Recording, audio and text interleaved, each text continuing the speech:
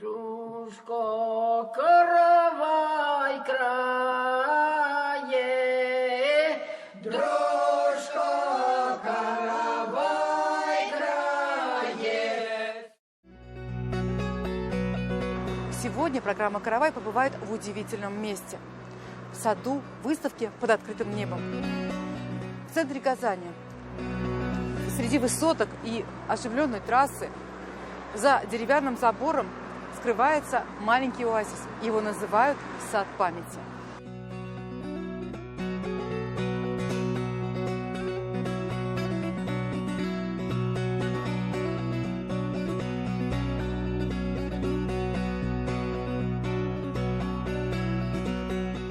Это дом-музей ученого и просветителя XIX века Каюма Насыри. Последние 13 лет он провел именно в этом доме. Каюм Насыри никогда не пользовался лекарствами. Он собирал лекарственные травы.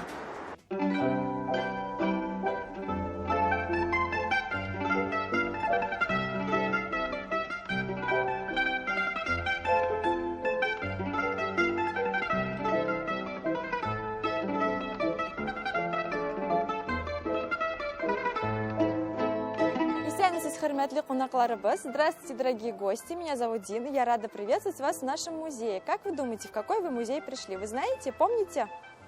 Какой? Да, Ульяна первая подняла руку, давай, Ульяна. Музей Каюма Насыри. Наш музей располагается вот в этом здании, да, памятник архитектуры, памятник, который олицетворяет собой деревянное зодчество, то есть сделан из дерева. Вся экспозиция, все, что говорится о Каюме Насыри, у нас располагается в музее. Там есть экспозиционные залы, витрины, книги, различные предметы. А вы помните, чем занимался Каюм Насыри? Писала, учил других детей. То есть, если учит других детей, это какая профессия? Учитель. Учитель. Еще чем он еще занимался? Он писал книги. Он писал книги, да, то есть, а книги были на разные темы. Он занимался медициной. По воспоминаниям некоторых людей, которые очень уважительно относились к его труду, тогда они говорили, что люди приходили к нему за лекарством, то есть он делал лекарства. Как он делал лекарства? Для этого он использовал, конечно же, растения, потому что все лекарства были из натуральных компонентов. И вот в нашем музее есть еще одна экспозиция, но работает активно она только вот весеннее, летнее и осеннее время. Это сад, в котором мы с вами находимся, поэтому этот сад называется Хатыр Бакшасы, сад памяти. Хатыр – это память. И вот здесь мы с вами можем увидеть много-много разных растений. У него есть даже книга специальная, которую он написал. Называется она «Хавасы Набатат» или «Гульзар ва Чаманзар». И «Гульзар ва Чаманзар», то есть полезные травы, или еще одна книга была «Цветы и травы». И вот многие растения из этой книги высажены научными сотрудниками еще при строительстве музея здесь, в этом небольшом саду.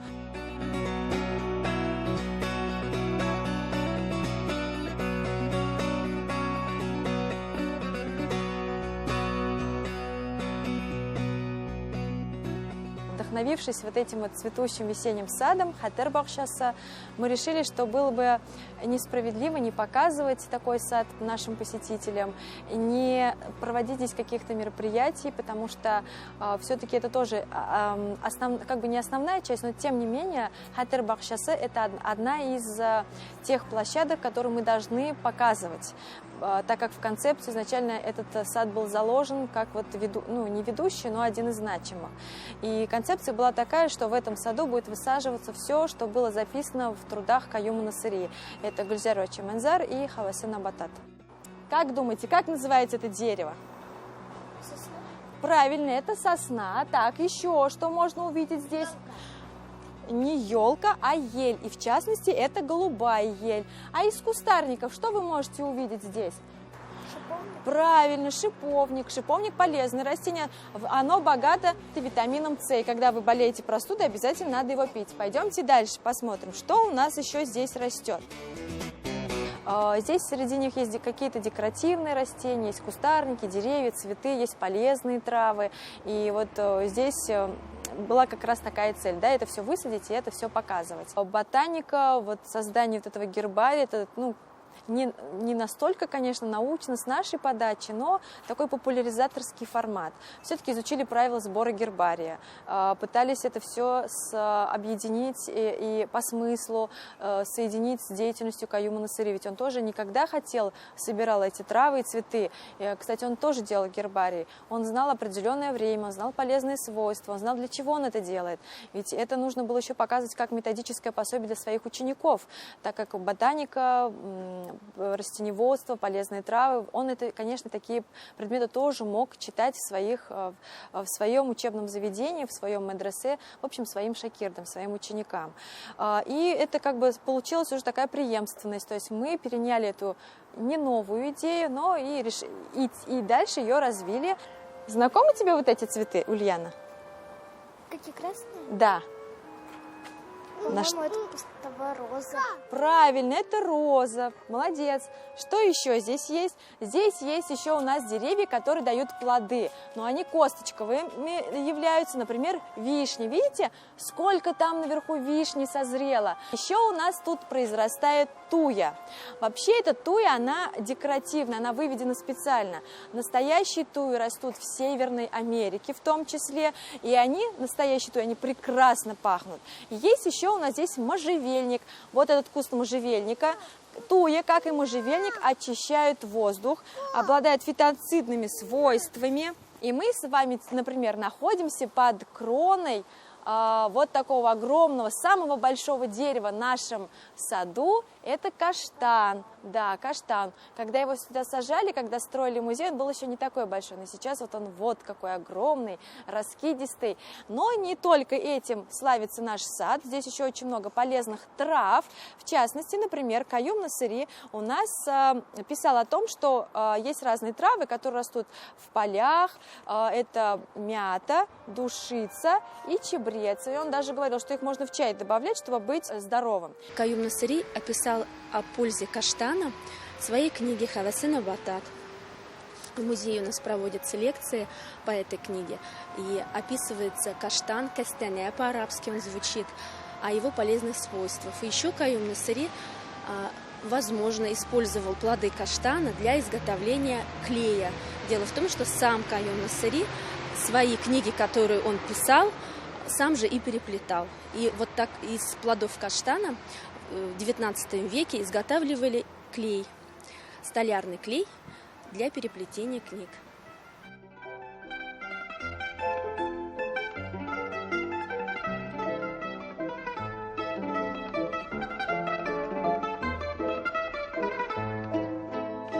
Как вы думаете, благодаря чему растет растение? Что самое главное в растении? Корни. Корень, правильно, у растения бывает корень, да? Они бывают разные. Корень может быть вот такой вот ветвистый, а может быть один общий, как бы у него одно общее основание и много разных ответвлений.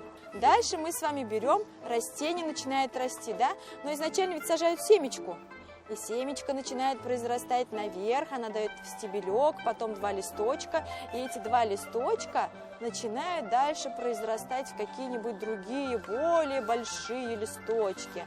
А вот потом идет центральная часть, и идет уже Цветок. сам цветок. Как будет цветок по-татарски? Шашак. Правильно. То есть мы знаем, что тамар, яфрак, хамшашек. Это все можно увидеть в растении. А теперь давайте пойдемте и посмотрим, где можно увидеть такое растение. Скопше, яфрак, Вот у нас здесь произрастает мята. Давайте посмотрим. Юзгуль Яфрак пишет о ней в книге Каюм Насыри. Роза эта дамасская, а в XIX веке ее по большей части использовали как масло. Из нее отжимали масло, оно было не просто полезное, но и в косметологии было одним из самых дорогих масел. Также у нас здесь произрастает мох. Это сибирский мох, тоже очень полезный, используется в декоративных целях. Чуть подальше от розы вы можете видеть отцветающую гортензию. Цветы гортензии в переводе с греческого означает сосуд с водой, так как гортензия любит влагу. А из современных растений можно описать бадан. Здесь их у нас много довольно растет. Бадан используется как лечебная трава в виде чая. Из засушенных листьев бадана, отзимовавших, то есть они лежали всю зиму, засохли, да, уже не живые, заваривают чай и пьют как обычный. Очень помогает для снижения давления.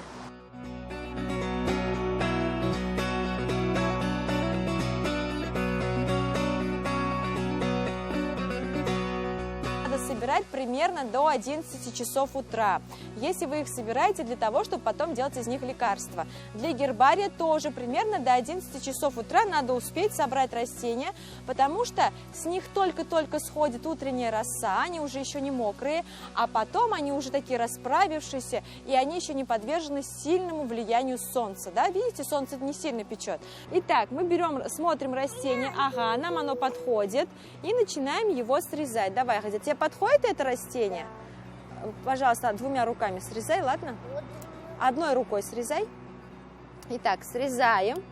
Так, держи, Ульяне давай в корзинку положим. Видите, да, видите, какой у него капша? Стебель прям такой весь изогнутый. Вот, Ульяна, тебе. Она душистая. И вот мы взяли экземпляр с цветочком, чтобы у нас было видно, да, что у него есть еще цветочки. И тут вот, например, видно, как у него от стебля идут еще другие маленькие такие вот ответвления. Хорошо, все, мы собрали к Ульяне, теперь идем в нашу ботаническую, в кавычках, мастерскую.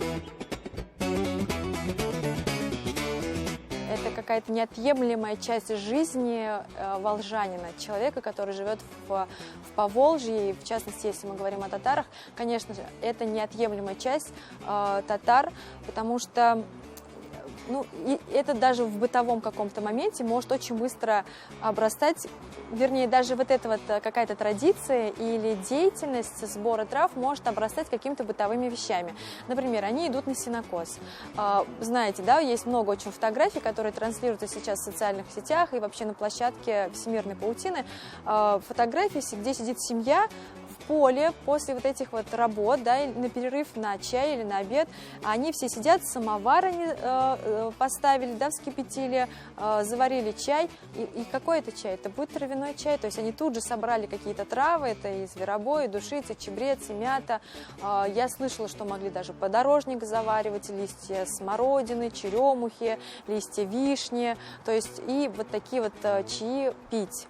По сути дела, как бы и далеко ходить не надо. Все тут же рядом. При том, что именно в этом моменте, что интересно, сушить ничего не надо, потому что все-таки есть правила сушки, правила сбора, есть определенное время, до какого-то времени нельзя собирать, вернее, до какого-то определенного, это начало июня, да, так скажем, первая половина июня, грубо говоря. Вот до этого времени нужно травы успеть все собрать. А потом уже растение переходит в фазу, когда оно отмирает. И Каюм Насыри в своих трудах об этом, конечно, очень много пишет.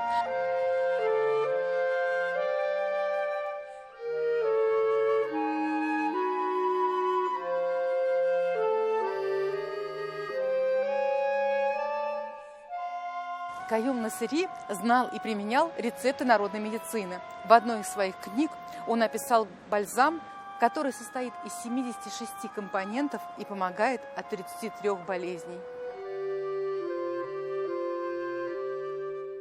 Другим растением, которое произрастает у нас в саду, является пион. И одна из разновидностей цветов пион называется шалма-шешега, тоже описана Каюмом Насыри.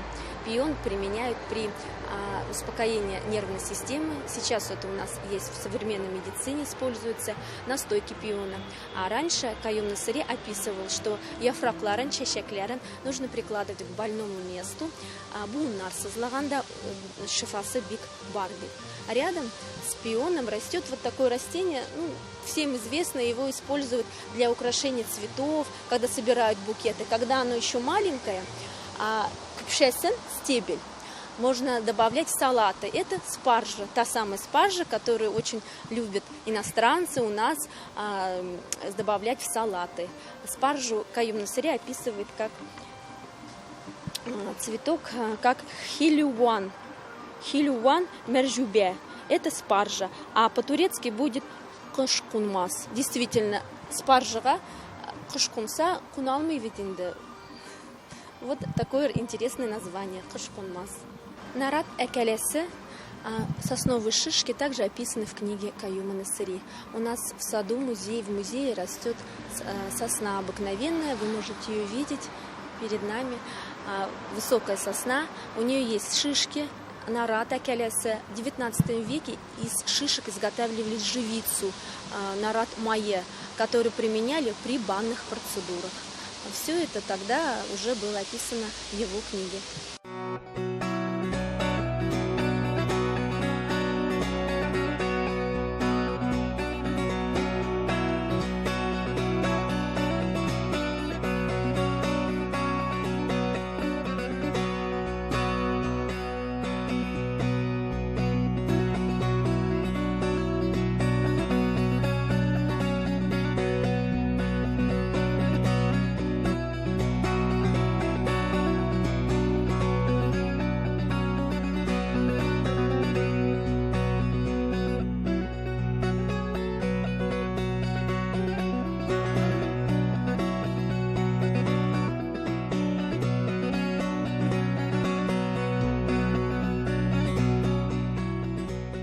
Женщина, как правило, она была и хозяйкой в семье, в доме, она и занималась приготовлением пищи.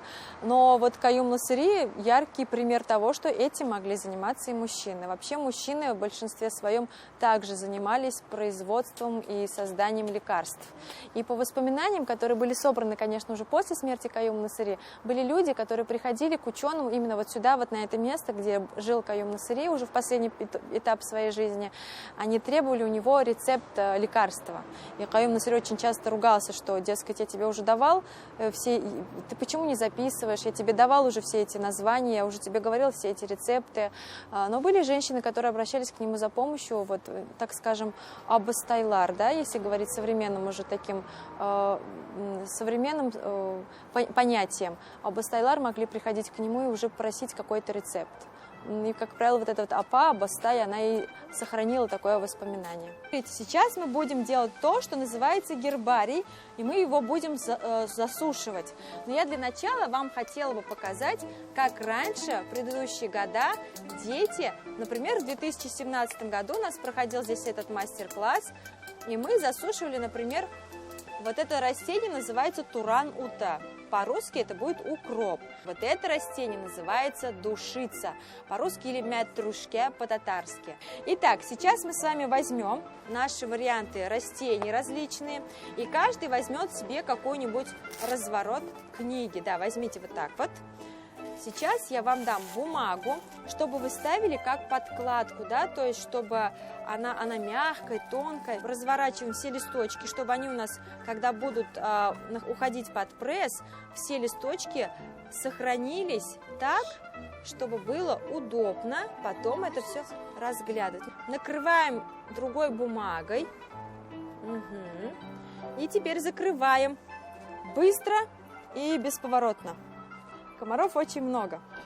Так, все. А теперь мы с вами будем делать следующую часть. Вот видите, я вам на полосочке нарезаю бумагу. Ни в коем случае высушенный вариант гербария нельзя приклеивать сразу на клей. То есть на растение клей капать нельзя, и клей намазывать тоже нельзя. Мы его будем сажать с вами вот на такие полосочки, скреплять такими полосочками. То есть как это будет выглядеть? Примерно вот так. Иногда, может быть, это не очень красиво. Да, вот тебе тоже. Но зато это очень правильно. И растение, если соприкасается с клеем, оно дает какую-то химическую реакцию, и цвет растения может измениться или, хуже всего, осыпаться и отклеиться даже. Берем с вами растение, располагаем, бери полоски и начинай клеить. То есть я вот на втором месте. Вот здесь пытаюсь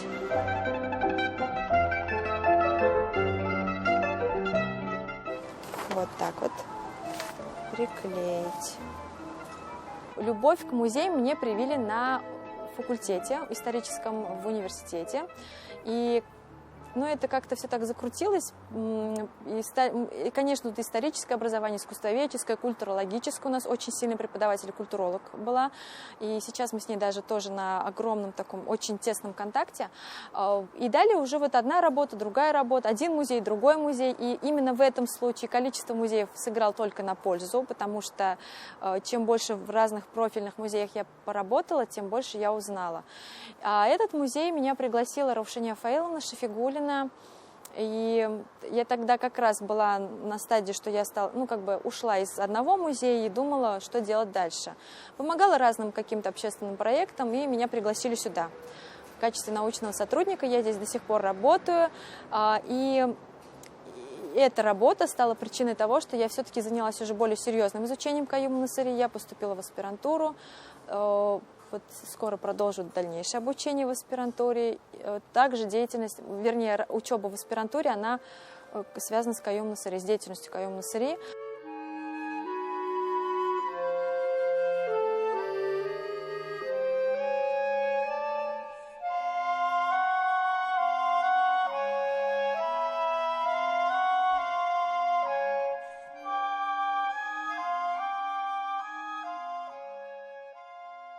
Сама деятельность Каюма Насыри не изучена, до конца не изучена, она до конца иногда бывает даже непонятна. Очень много мифов в изучении деятельности Каюма Насыри, каких-то наслоений, от которых приходится пока вот вычищать то, что было, возможно, могло бы быть с Каюма Насыри, вычищать от каких-то мифов и легенд, которые придумали вокруг ученого, и это и есть вдохновение, это и позволяет как-то вот подпитываться. Здесь в изучении Каюма Насыри нужно знать старотатарский язык, нужно знать арабский язык и русский язык. Каюм Насыри писал на старотатарском языке, при том, что язык Каюма Насыри – это язык второй половины XIX века, это еще не тот татарский, на котором мы с вами разговариваем, да?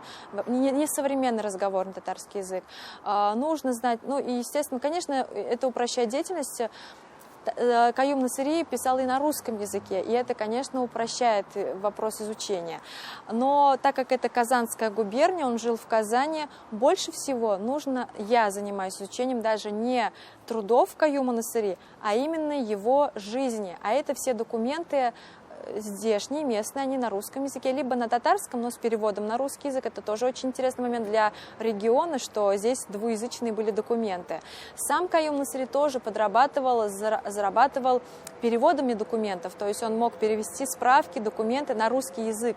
Он, там еще несколько таких же людей, ученых, видных ученых достаточно, занимались вот такими вот делами.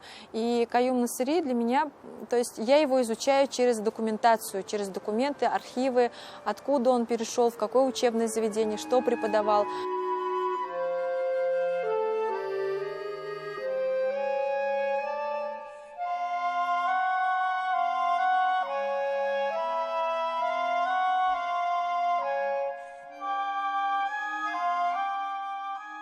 Мы делали сегодня гербарий. Я хочу из этого гербария, который высохнет, сделать сову. Я узнала много полезных трав.